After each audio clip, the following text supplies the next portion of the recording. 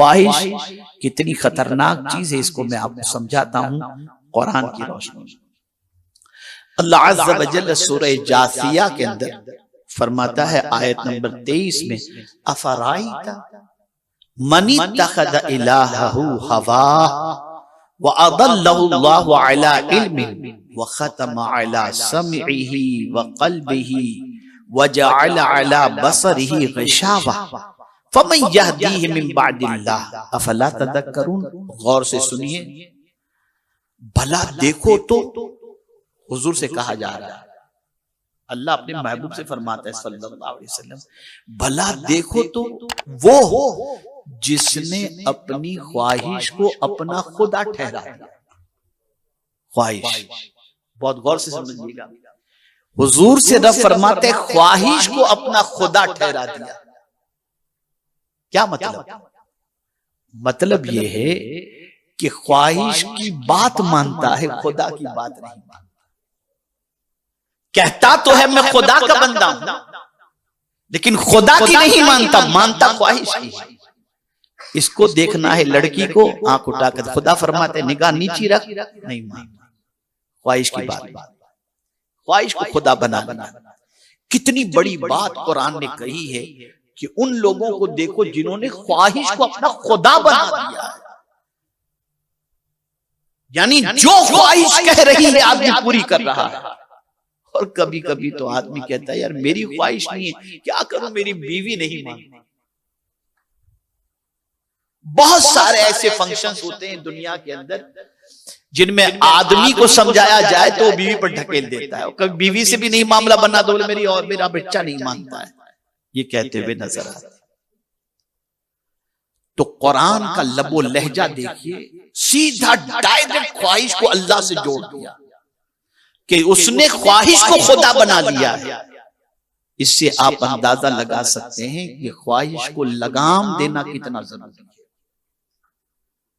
इसीलिए अल्लाह वालों का हाल ये होता, जो नफ्स कहता वो नहीं करते थे, जो खुदा कहता था वही करते थे।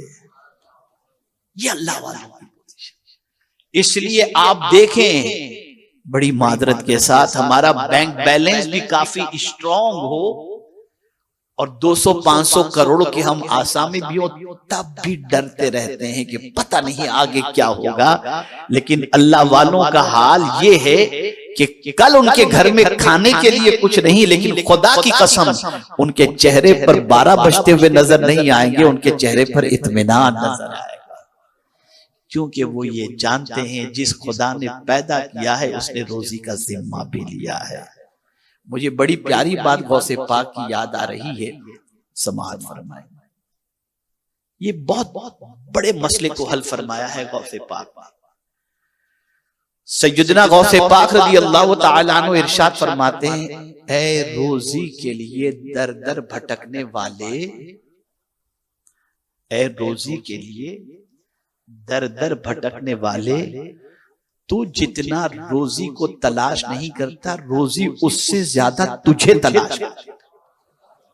इसलिए कि जब अल्लाह ने फैसला फरमा दिया है कि तेरी रोजी जब तक तुझे मिलेगी नहीं, मौत नहीं आ सकती, मौत नहीं आ सकती। तो अर्ज कर रहा था, ख्वाहिश को हमने माबूद बना दिया। अल्लाह वाले ख्वाहिश को कुचलते थे। और जन्नत का शॉर्टकट रास्ता भी बता दूं आपको, जन्नत का शॉर्टकट रास्ता। किसी अल्लाह वाले से किसी ने पूछा, या गालिबन हुजूर सल्लल्लाहु अलैहि वसल्लम से पूछा कि जन्नत कितनी दूरी पर है, कितनी दूरी पर है? तो फरमाया 2 कदम की दूरी पर। कितने? बोलिए, 2 कदम। कहा 2 कदम पर कहां? कहा वो कौन से कदम?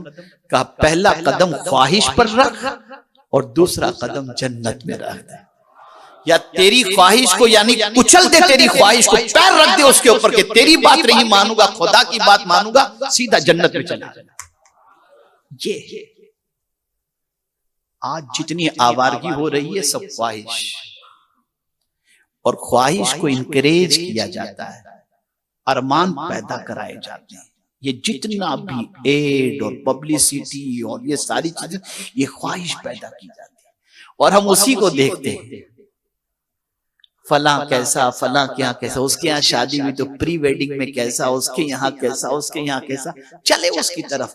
कभी मौला अली और खातून जन्नत की शादी भी देख लिया करो तो तुम्हारी जिंदगी में सुकून ही सुकून नजर आएगा। और ये बात याद रखें, ख्वाहिश पूरी करने वाला इंसान जो नाजायज है वो कभी दुनिया और आखिरत में सुकून से नहीं रह सकता। तो कुरान कहता है अफराइत मन इत्तखज़ इलाहहु हवा, भला देखो तो वो जिसने अपनी ख्वाहिश को अपना खुदा ठहरा लिया और अल्लाह ने उसे बावस्त इल्म के गुमराह किया। ना उसके पास एजुकेशन भी है, एजुकेशन भी, वो एजुकेटेड है, फिर भी गुमराह हो गया। क्यों? इसलिए कि उसने ख्वाहिश की पैरवी की। क्या ये बात अपनी जगह सच नहीं?